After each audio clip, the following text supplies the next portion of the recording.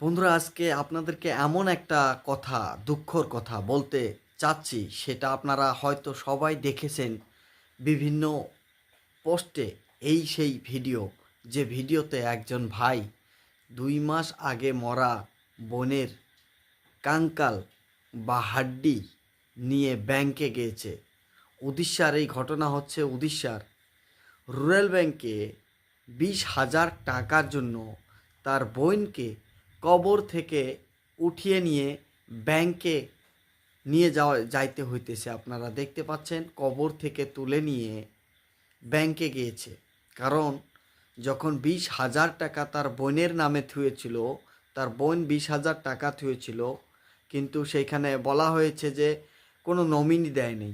এবং যখন টাকাটা রেখেছিল তার বোন, কোনো ধরনের নমিনি দেয় নাই। এবং তার বোনের স্বামীও মারা গিয়েছিল, তার একমাত্র ভাই ছিল।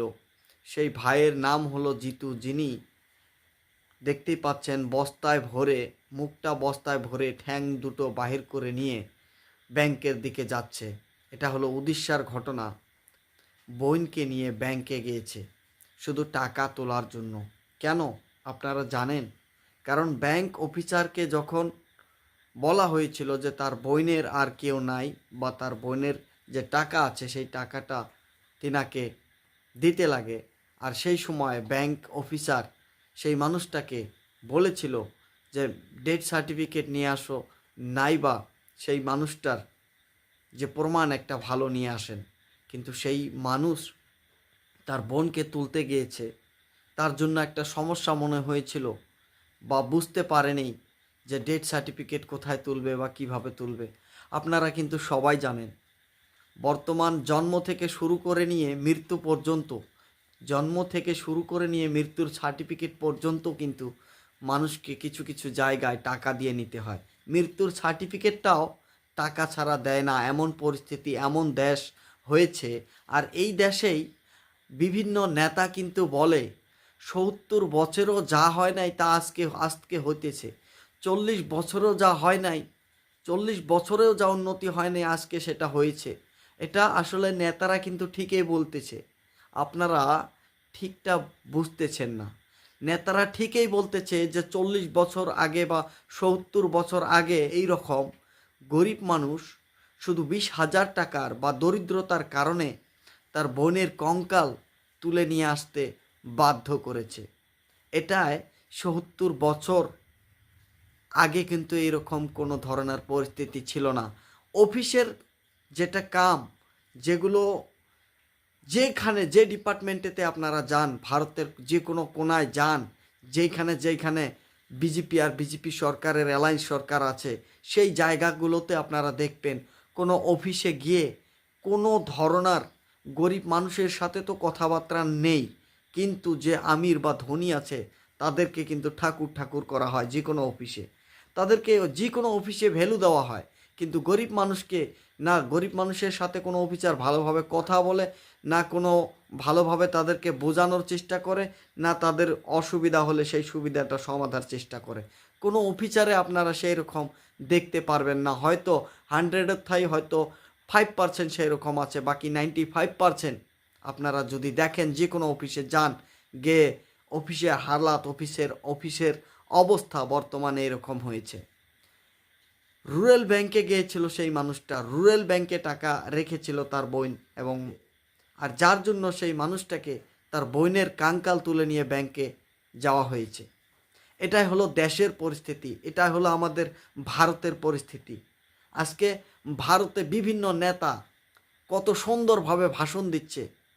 আজকে ভাষণ কিন্তু তারা ঠিকই দিচ্ছে, তারা ভাষণ দিয়েও তারা নিজেও উপলব্ধি করছে যে আমরা মিথ্যা বলছি, আমরা মানুষকে বোঝানোর চেষ্টা করছি, কিন্তু মানুষ কিন্তু বুঝছে না। জনসাধারণ তারা বুঝতেই চাচ্ছে না। তারা যে কথা বলছে, তারা যে ভাবনা ভাবছে, সেই ভাবনার জন্য আজকে দেশের যে কোনো অফিস, যে কোনো যেখানে যাক, কোথায়ও গরিবের জন্য সেই রকম সুযোগ নেই। আমি নিজে একটা রুরাল ব্যাংকে গিয়েছিলাম। সেই রুরাল ব্যাংকে আমি একটাতে গিয়েছিলাম আমাদের এরিয়াতে। আর আমি নাম না বলি, কারণ যেখানে সেইখানে সেই সময় বলি নাই, তো এটা উদাহরণ দিচ্ছি আমি আপনাদেরকে। একটা ব্যাংকে গিয়েছিলাম একটার সময়, সেই একটার সময় গিয়ে আমি একটা কেওয়াইসি আমি অ্যাপ্লাই করতে গিয়েছিলাম। একটার সময় গিয়েছি, একটার সময়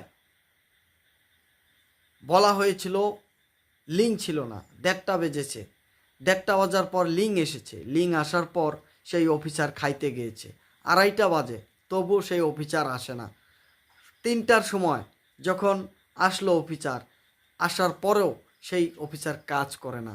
তো এই ধরনের যখন কাজ করে না, তো যখন আমি মেইন ম্যানেজারকে বললাম যে এরকম কেন, চা কখন খেতে যায়, বা এত সময় চা খেতে লাগে বা টিফিন খেতে লাগে নাকি, তখন তারা বলল তাদের মর্জি মতো তারা খায়, তাদের সেটা মন।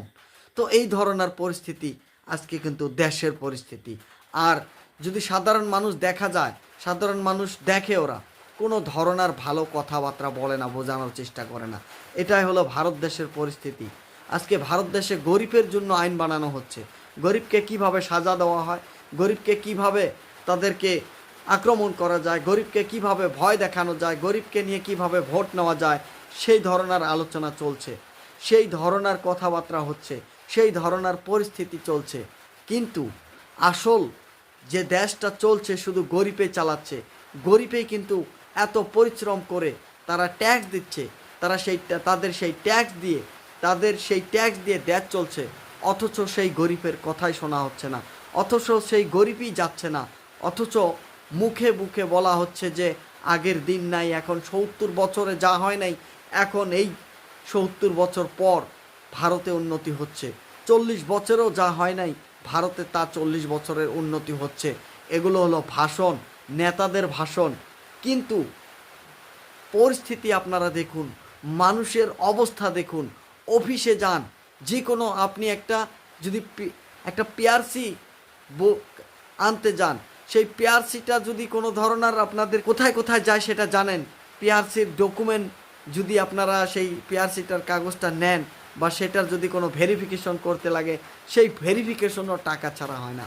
আজকের জামানায় এই 70 বছর পর যে কোনো অফিসে যান, টাকা ছাড়া কাজ হয় না, অথচ নেতাদের ভাষণ কিন্তু কোনো ধরনের কমি নাই। তো বন্ধুরা, এটাই হলো ভারতের পরিস্থিতি, এটা বড় দুঃখজনক কথা।